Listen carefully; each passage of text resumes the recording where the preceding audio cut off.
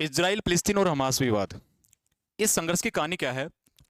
इस वीडियो के माध्यम से यही कहानी समझने वाले हैं कि ये विवाद क्या है, कब से चला आ रहा है और किस प्रकार का विवाद है और इसमें रोचक बातें क्या है। इन रोचक बातों को हम समझेंगे। तो नमस्कार, स्वागत है आपका सभी का। तो हम यहाँ पे समझेंगे, देखो इजराइल क्या है, इजराइल नाम कैसे पड़ा, किस प्रकार का देश है और किस प्रकार का इसका युद्ध चैलेंज है। तो हम यहाँ पे समझेंगे कि ये जो कहानी है इतनी कैसे उलझी हुई है और ये कहानी एक बहुत बड़ा मतलब वैश्विक कहानी का रूप ले रही है। यहाँ पे पूरे विश्व के देश इससे पूरे इंपैक्ट होते हैं। तो बड़ी इंटरेस्टिंग है, यहाँ पे कहानी बड़ी मोटिवेशन है, ये भी समझना आप इस बात में। कहानी यह है कि इजराइल जो देश है एकमात्र दुनिया का यहूदी देश है, और देश नहीं है यहूदी धर्म का। जैसे हमारा हिंदुस्तान हिंदू देश नहीं है तो हिंदुओं का तो कोई देश ही नहीं है, तो लेकिन यहूदियों का एकमात्र देश है इजराइल। तो इजराइल बनने की कहानी क्या है वो कहानी हम समझेंगे। इस इजराइल के पीछे, इसके अस्तित्व को लेकर जो देश पीछे पड़े हुए हैं, जैसे इजराइल की स्थापना 14 मई 1948 को हुई थी, इसकी घोषणा वहां के यानी यहूदी एजेंसी के जो प्रमुख थे डेविड बेन गुरियन ने ही इसकी स्थापना की घोषणा की थी। और इसकी स्थापना की घोषणा के पीछे ब्रिटेन देश के सहयोग से यूएन का सबसे बड़ा रोल है।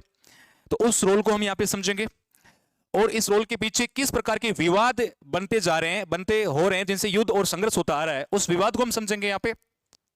तो हम सबसे पहले हम समझेंगे यहाँ पे इजराइल कैसे बना, फिर समझेंगे फिलिस्तीनी किस प्रकार इसका विरोध कर रहे हैं, हमास क्या है, हमास किस प्रकार का राजनीतिक दल है जिसको और देश जो इजराइल के सपोर्ट में है जिसको एक आतंकवादी समूह जो नाम दिया गया है। तो हम सभी बातें यहाँ पे एक एक पॉइंट को हम समझेंगे। तो कहानी यह है, इजराइल जो नाम पड़ा हुआ है, इजराइल जो देश है यहूदियों का देश है, और यहूदियों का जो पहला संस्थापक जो मूल पुरुष था वो अब्राहम था। अब्राहम की जानकारी मिलती है एक अहदनामा ग्रंथ है उससे मिलती है। अब्राहम के बाद इनके बेटे इसहाक और इनके पोते याकूब ने ही यहूदियों की 12 जातियों को एक किया था, और उन्हीं यहूदियों ने अपने देश का नाम जब स्थापित होता है 1948 में, तो अपने देश का नाम ये इजराइल रखते हैं। इजराइल का मतलब एक ऐसा देश जो ईश्वर का प्यारा हो, ईश्वर का योद्धा, ईश्वर के साथ कुश्ती करने वाला, ये इजराइल के मतलब बताए गए हैं। और इन्हीं इजराइल के या जिनका दूसरा नाम मिलता है याकूब, जिनके बेटे का नाम यहूदा से यहूदी कहलाए, और एक नाम था जुदा से इनको जूज बोलते हैं यहूदियों को, जिनकी भाषा हिब्रू भाषा है, हिब्रू भाषा। इसी इस्लाम धर्म में इब्राहिम कहते हैं और ईसाईत में से अब्राहम बोलते हैं। तो इनको तीनों धर्मों में संयुक्त रूप से इब्राहिमी कहा जाता है, और इन तीनों धर्मों में मतलब तीनों धर्मों के मूल रूप में इब्राहिमी है। इब्राहिमी यहूदी जाति के संस्थापक कहे जाते हैं। मूसा एक बहुत इंपॉर्टेंट, जिनको प्रोफेट या नबी कहते हैं। नबी वो होता है जो ईश्वर का गुणगान करता है, ईश्वर के आदर्श पे चलता है। तो मूसा यहूदियों के व्यवस्थाकार व स्मृतिकार कहे जाते हैं। दो नाम और आते हैं जो यहूदी धर्म में प्रचलित है, बहुत ज्यादा फेमस है, बहुत ज्यादा पवित्र माने गए, दाऊद और सुलेमान। तो ये बेसिक सी बातें हमने समझी इजराइल की बनने की कहानी।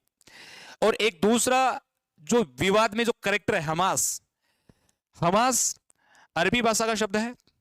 हमास का अरबी भाषा मतलब होता उत्साह है, लेकिन हमास यहाँ पे जिस ग्रुप को कहा जा रहा है, हमासियों के द्वारा इस्लामी प्रतिरोध आंदोलन का नाम दिया गया है। हमास अभी जो इजराइल को जो एक चैलेंज स्ट्रगल कर रहा है, जिस प्रकार का युद्ध लड़ रहा है या जो एक्शन या कार्रवाई कर रहा है, उस एक्शन या कार्रवाई को हम यहाँ पे समझ रहे हैं। हमास इस्लामी प्रतिरोध आंदोलन के नाम से इसको परिभाषित करता है। और इजराइल के सपोर्ट में जो देश आ रहे हैं, तो हमास ने मतलब हमास का उन देशों ने जो नाम रखा है फिलिस्तीनी आतंकवादी समूह नाम रखा है। और यही हमास एक ऑपरेशन चला रहा है इजराइल के खिलाफ, अल अक्सा स्ट्रोम। और इस अल अक्सा स्ट्रोम की जवाबी जो कार्रवाई कर रहा है इजराइल, उसने नाम दिया स्टेट ऑफ वॉर। इजराइल लड़ रहा है और अल अक्सा स्ट्रोम हमास लड़ रहा है। हमास जो कार्रवाई कर रहा है ये गाजा पट्टी में कर रहा है। तो गाजा पट्टी से जो कार्रवाई की जा रही है हमास के द्वारा, तो यह हमें हमास एक राजनीतिक दल के नाम से जाना जाता है यहाँ के लोकेलिटी के अंदर। तो इजराइल जो देश है जिसको बनने का सफर हमने भी समझा, तो इजराइल के चारों ओर जो देश बने हुए हैं, जैसे एक और मध्य एशिया है, मध्य एशिया सागर यानी मध्य सागर है, नीचे लाल सागर है, इसके पास में इजिप्ट है, एक जॉर्डन देश है, सीरिया देश है, लेबनान देश है। चारों ओर से ये मुस्लिम कंट्रियों से घिरा हुआ है। जो इजराइल है, हम इस बात को ऐसे समझेंगे, इजराइल देखो यहाँ पे नक्शे में आप देख पा रहे हैं, जो ऑरेंज कलर का जो कलर मतलब ऑरेंज है, ये सारा का सारा इजराइल है। और इजराइल में ये जो चीज आ रही है आपके सामने, ये हम मार्कर ले लेते दूसरा, ओके, ये जो चीज आ रही है ये इजराइल की राजधानी जेरूसलम है। जेरूसलम जो यहाँ पे स्टार का चिन्ह बना हुआ है, इसके इधर मध्य एशिया, नीचे लाल सागर, इधर आपका ये इजिप्ट जिसको मिस्र कहते हैं, जॉर्डन है ये पूरा का पूरा, सीरिया है और ऊपर लेबनान है। और ये इस तरीके से ये जो आकृति बनी हुई है ये पूरा का पूरा इजराइल है। तो इजराइल पे इस लोकेशन को लेके, जेरूसलम को लेके पूरा का पूरा विवाद चल रहा है। तो ये जमीनी विवाद था, क्योंकि जब इजराइल बसाया गया था तो ये जगह फिलिस्तीनियों की थी। इसके पीछे एक रोचक कहानी यह है कि जब दुनिया का पहला विश्व युद्ध हुआ था और उस विश्व युद्ध के अंदर जर्मनी नाजी ताकतें हार गई थी, और नाजी ताकतों में हारने के पीछे नाजी ताकतें फैक्टर मानती यहूदी सिपाहियों का। तो दूसरे विश्व युद्ध के दौरान हिटलर नाम का एक नाजी होता है जर्मनी का, और उसी हिटलर ने यहूदियों को शिविर बना के, प्लानिंग करके, मजदूरी करके, गुलाम किसी भी तरह से इनका एक शोषण किया, और इन्होंने कसम खा ली थी नाजियों ने, हिटलर ने, कि हमें उस पूरी पृथ्वी से यहूदियों को खत्म करना है। तो यहूदी उस समय के शोषण से बचते हुए अलग अलग देशों में चले गए, और उसके बाद जैसे ये दूसरा विश्व युद्ध खत्म होता है, फिर ये एक होने का बहुत अच्छा प्रयास करते हैं, और जिसे एक इजराइल बनने की कहानी शुरू होती है। तो इनका एक खुफिया एजेंसी है जिसका नाम है मोसाद है। जब इनका अभी खुफिया तंत्र बनाओ मोसाद, जिसको हम समझेंगे अभी लेक्चर में, तो मोसाद खुफिया एजेंसी के माध्यम से ये सभी अन्य देशों में शरणार्थी बने हुए थे, सारे इकट्ठा होते हैं, और दूसरे विश्व युद्ध के अंदर ये सपोर्ट करते हैं ब्रिटेन को, और ब्रिटेन बदले में वादा करता है कि हम जैसे ही दूसरा विश्व युद्ध खत्म हो जाएगा तो हम एक देश बना के देंगे, और शर्त के मुताबिक ऐसा ही हुआ। अंग्रेज युद्ध जीत गए, और इजरायलियों को, यानी जो यहूदी है, यहूदियों ने एक देश की मांग की थी, और वो देश इजराइल के रूप में इनको मिला, और इसमें यूएनओ की भूमिका है। तो इस यूएनओ ने ब्रिटेन के समर्थन से यहूदियों को एक इजराइल देश दिया, और इजराइल देश को लेकर एक ऑब्जेक्शन था, क्योंकि जो ये जमीन है ये फिलिस्तीनियों की थी। फिलिस्तीनियों की मतलब यहाँ पे पहले एक समय हुआ करता था जो 1900 शताब्दी के अंदर ओटो साम्राज्य का खत्म हो गया था। तो ओटो साम्राज्य, ऊपर एक तुर्की देश होता है, तो उस्मानी तुर्की को ही ओटोमन साम्राज्य कहते हैं। तो ओटोमन साम्राज्य का खात्मा प्रथम विश्व युद्ध के दौरान हो गया था। अब यहाँ पे हम समझ रहे हैं, तो प्रथम विश्व युद्ध के दौरान खात्मा हो गया। अब यहाँ पे इजराइल देश बना दिया गया 14 मई 1948 को, जिसकी घोषणा करता है डेविड बेन गुरियन। 14 मई 1948 को इजराइल देश अस्तित्व में आता है, और इसके अस्तित्व को ये आसपास बसे हुए जो सारे मुस्लिम कंट्रीज है ये चैलेंज करते हैं। और ये चैलेंज इस तरीके से कर रहे हैं कि ये तो हमारी जमीन है, एक तो ये जमीन का विवाद कर रहे हैं, दूसरा यहाँ पे जो यरूशलेम है, यहाँ पे 3 धर्मों से विशेष महत्व जुड़ा हुआ है। ईसा मसीह का जो जन्म है यही हुआ था, बेतलहम जिसे कहते हैं। ईसा मसीह जेरूशलेम से 10 किलोमीटर पास में बेतलहम में नाइजीरियन ईसा मसीह का जन्म हुआ था। बाइबल किताब की रचना यहीं से पढ़ते हैं, और बाइबल से पहले जो किताब आई थी अहदनामा, और अहदनामा से जानकारी मिलती है अब्राहम की, इसहाक की, याकूब की, यहूदा की और यहूदियों की। और यहूदियों के बारे में यहीं से इनका निवास स्थान बताया गया है। तो यहूदियों का भी संबंध इसी लोकेशन से हुआ। तीसरा जो धर्म है जो भी वर्तमान में विरोध कर रहा है, 1948 से लेकर करता आ रहा है, अलग अलग तरीके से विरोध करता आ रहा है। अभी हमास के रूप में कर रहा है, इस्लामिक प्रतिरोध आंदोलन के रूप में ये विरोध कर रहा है। तो इसके पीछे दिलचस्प कहानी यह है कि इस्लाम धर्म की स्थापना पैगंबर मोहम्मद साहब ने की थी, और पैगंबर मोहम्मद साहब से जुड़ी हुई 2 जगह मक्का और मदीना जो सबसे इंपॉर्टेंट होती है। मक्का और मदीना के बाद पैगंबर मोहम्मद साहब का जो सफर था, जेरूसलम से ही एक अलग सा मस्जिद है, यही से ये खुदा के अगर रुखसत हो गए थे। तो इस्लाम धर्म भी इससे अपने धर्म से जुड़ी हुई सबसे महत्वपूर्ण जगह मानते हैं, लोकेशन समझते हैं। यहीं से सारा विवाद है, जमीन का विवाद धर्म से जुड़ गया, और तीनों ही धर्मों से जुड़ा हुआ है। यही जेरूसलम, इसको यूएनओ, जब यूएनओ फैसला करता है अरब कंट्रियों के ऑब्जेक्शन करने के बाद, तो फैसला यह करता है कि एक 181वां रिवोल्यूशन पास किया गया था यूएन ने, और 48% एरिया दे दिया फिलिस्तीनियों को, 44% एरिया दे दिया यहाँ पे इजराइल को, और 8% ये जो यरूशलेम वाला एरिया यूएनओ ने अपने पास रखा, यूएन ने, यूनियन नेशन 1947 में।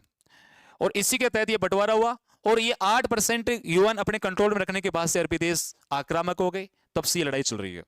तो 14 मई 1948 को जैसे इजराइल देश बनता है, इसके थोड़े समय बाद ये सारे देश मिलकर इस पर अटैक कर देते हैं, और इन सबको एक साथ हराता है यहाँ पे इजराइल देश। तब से ये विवाद चला आ रहा है। तो इजराइल प्रथम युद्ध हुआ था 1948 में, इजराइल का सेकंड वॉर हुआ था 1967 में, 1967 में। इसके बाद से ही ये सारी की सारी जो अरब कंट्रीज है इस देश के खिलाफ है। वर्तमान में इसकी चर्चा होने का सबसे बड़ा रीजन है कि अभी वर्तमान में इस्लामिक पावर के 56 कंट्री है, और इन कंट्रियों में सबसे जो सरदारी निभाता है सऊदी अरब निभाता है, क्योंकि इस्लाम धर्म की मक्का मदीना जगह सऊदी अरब में ही है।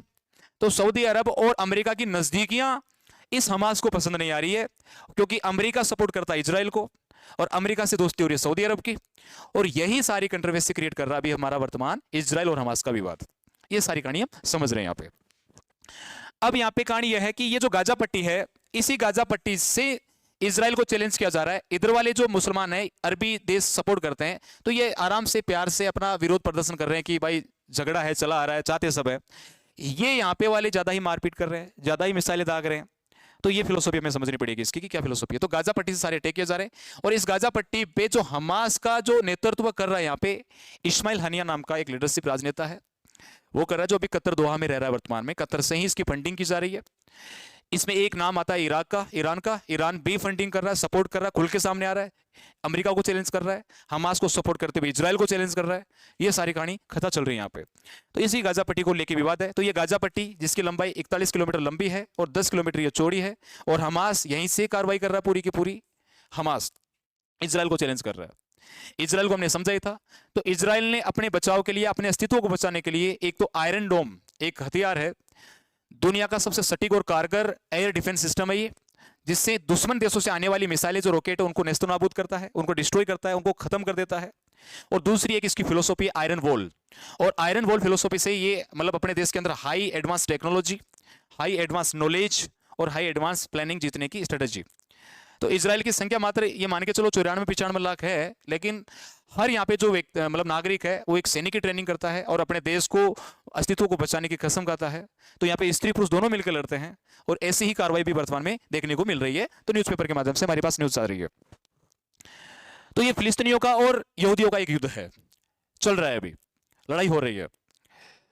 और अब यहाँ पे जो फिलिस्तीनी है ये सुन्नी इस्लाम से जुड़े हुए नागरिक हैं, ये हमास के रूप में, राजनीतिक दल के रूप में काम कर रहे हैं इजराइल के खिलाफ।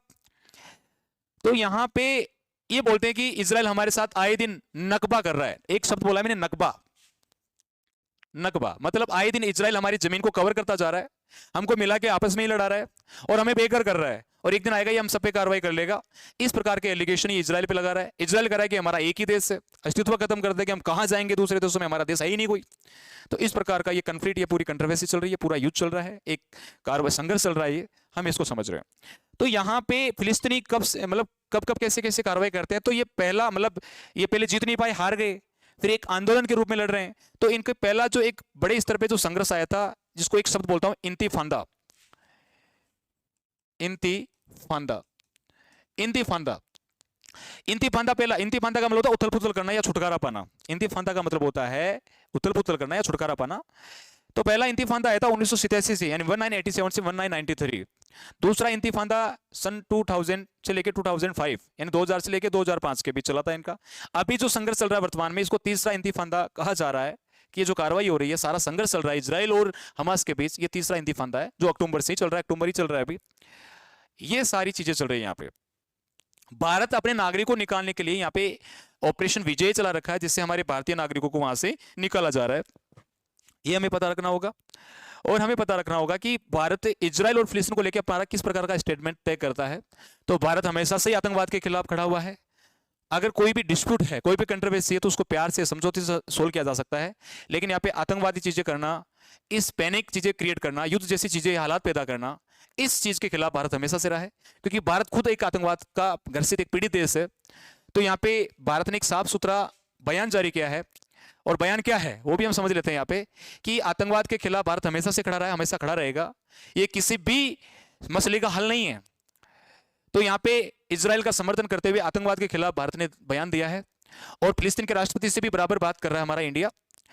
और इस इजराइल के खिलाफ लगभग सारे देश अभी इस भूमिका में है। टर्की अभी न्यूट्रल भूमिका में है, इजिप्ट अभी अमेरिका के पास जा ही रहा है, तो वैसे कुछ नहीं बोल रहा, सऊदी अरब, मिस्र भी न्यूट्रल पोजीशन में। तो यहाँ पे सबसे ज्यादा जॉर्डन का प्रतिरोध मिलेगा, और जॉर्डन का इनडायरेक्ट है, ईरान का इनडायरेक्ट है। गाजा हमास के रूप में डायरेक्ट इस लड़ाई को लड़ रहा है, खून खराबा हो रहा है। हमास जो गाजा पट्टी जगह है, वहां पे इजराइल के कई लोगों को बंधक बना रखा है। और यहाँ पे एक शब्द बोला था मैंने शुरू में, मोसाद, एक खुफिया एजेंसी है इजराइल की, बहुत खतरनाक एजेंसी है, बहुत ही अपने काम के लिए जानी जाती है पूरे विश्व स्तर के ऊपर, जो घर में घुस के अपने मतलब दुनिया में कहीं भी इजराइल के अगर दुश्मन हो तो उनको ढूंढ के मारने में सक्षम होती है मोसाद, जो किसी भी प्रोटोकॉल को तोड़ने के लिए आगे रहती है, हमेशा प्रोटोकॉल तोड़ के भी अपने दुश्मन को ढूंढ के मारने का मादा रखती है मोसाद। तो ये मोसाद की बात कर ली हमने। ये हम सारी बातें हम समझ रहे थे हमास, इजराइल, और यहाँ पे समझे फिलिस्तीनी विवाद को लेकर। तो ये सारा का सारा विवाद था जिसको हम समझ रहे थे, सीख रहे थे। धन्यवाद।